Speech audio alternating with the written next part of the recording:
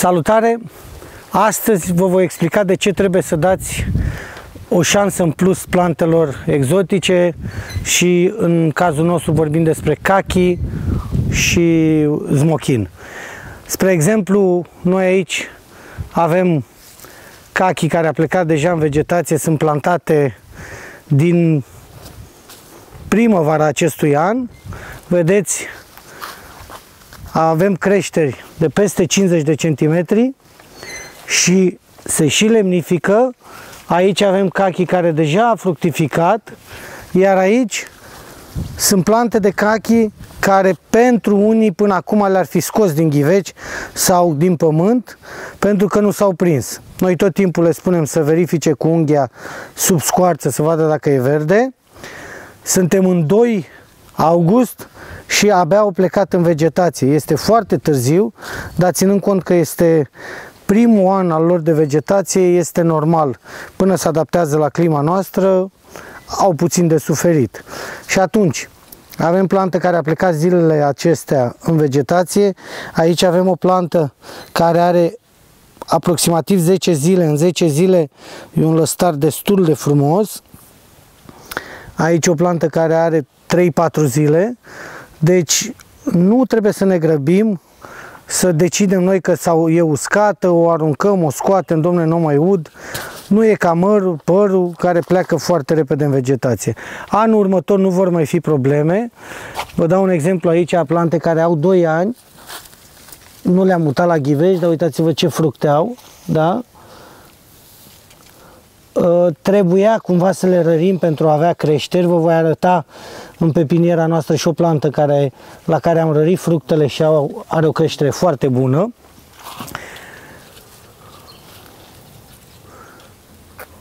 Avem și un cachi hiakume. Am vorbit mai devreme de un cachi fuiu. Aici avem un hiakume plantat, ambele sunt plantate în aceeași perioadă. Vedeți ce lăstar frumos avem aici și aici. Și aici de-abia a plecat în vegetație. Le-am tras într-o parte ca să putem să vi le prezentăm. Mai sunt și care s-au uscat, din păcate. Dar în mare parte, dacă stăm și le udăm, avem grijă de ele, o să vedeți că pleacă în vegetație. Nu renunțați, dați-le șansă. Sunt plante de climă mediteraneană și atunci, pentru că diferențele de temperatură, mai ales acest an, au fost destul de mari, ele au plecat mai greu în vegetație. Voi lua un smochin să vă arăt. Avem aici,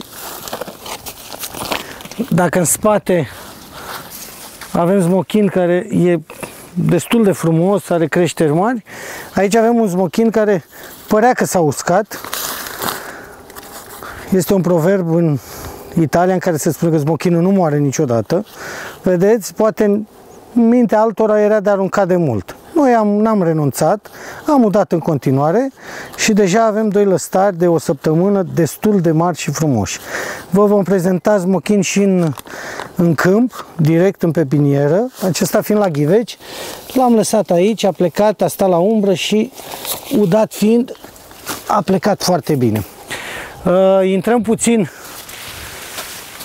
în spate aici, pe lângă nucii noștri care îi avem la ghiveci. Da? Și vă arătăm un cachi rozeianca de 2 ani acesta.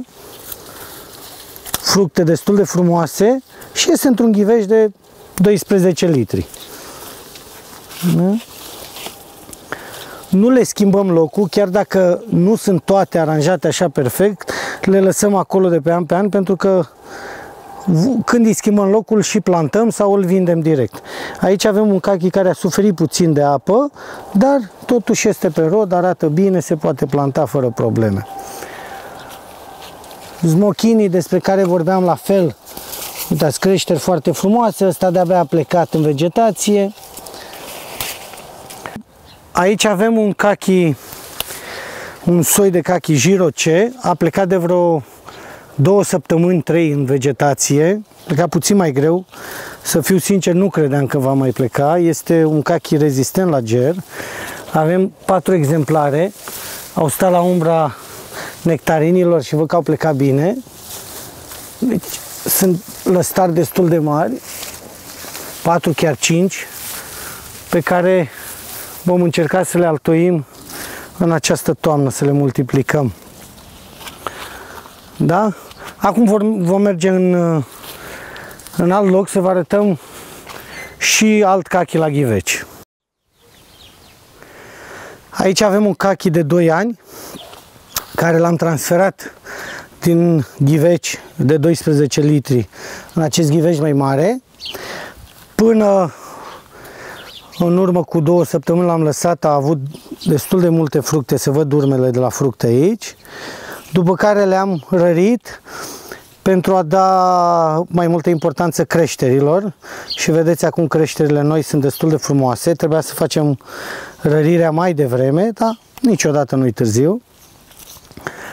Și aici avem un măr Red Love despre care vom vorbi în alt episod. E un măr cu pulpă roșie.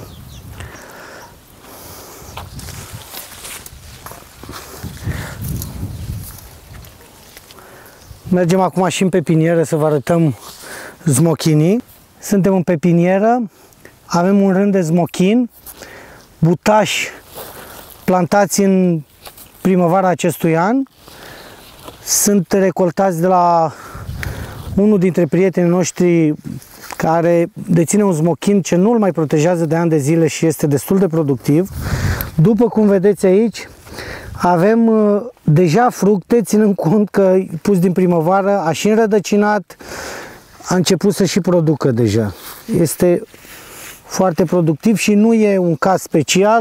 Când ne uităm în spate la fel, sunt pe rod, aici la fel, pe rod și tot timpul el rodește. Uitați cât de frumoși, ținând cont că sunt puși în primăvară, ce creștere frumoasă au. Ei vor fi livrați cu rădăcină nudă sau la ghiveci, dar foarte important, țineți cont, nu moare niciodată smochinul. Dacă cumva va pleca mai greu în vegetație, nu vă speriați, că pleacă până la urmă și cu puțină atenție, apă, hrană, va crește destul de frumos. Aici avem plantat un cachi Giro, este pentru familie. L-am pus în pepinieră, pe marginea pepinierei, unde avem mai mulți pom fructiferi, pe care o să vi prezentăm în alt videoclip. Cachi Giro, în mod normal, ar trebui protejat peste iarnă. Noi l-am avut în pepinieră și cum nu suntem nici noi așa de bine organizați, l-am uitat vreo 2 ieri neprotejat la ghiveci. Și dacă am văzut că a stat destul de bine neprotejat, am zis să-l punem direct în pământ. Are 2 ierni neprotejat, sperăm că anul ăsta să treacă la fel de bine. Fructele le-am mai rărit, a avut mai multe, dar pentru că nu l-am rărit destul de bine, nu avem creșteri foarte mari, dar vrem să vedem cât de mari le face în pământ, că am avut la ghiveci, dar în pământ va fi altă treabă. Sunt destul de frumoase, încep ușor să se îngălbenească, să se facă cel puțin dublu decât sunt acum, pentru că am avut la un moment dat în grădină la Mogoșoaia unul destul de mare, s-a apropiat de gramajul celor din comerț. Așa că, dragilor, nu uitați, dați șansă plantelor mediteraneene, nu o să plece în vegetație la fel de repede cum pleacă cele de la noi, autohtone, dar după ce au plecat în vegetație primul an, anii următori o să-și urmeze un ciclu normal. Până data viitoare vă dorim numai bine tot ceea ce faceți. Nu uitați, like, share și dacă aveți vreun comentariu, lăsați un comentariu cu ce ați dorit dumneavoastră să mai postăm. Ideile dumneavoastră ne ajută foarte mult.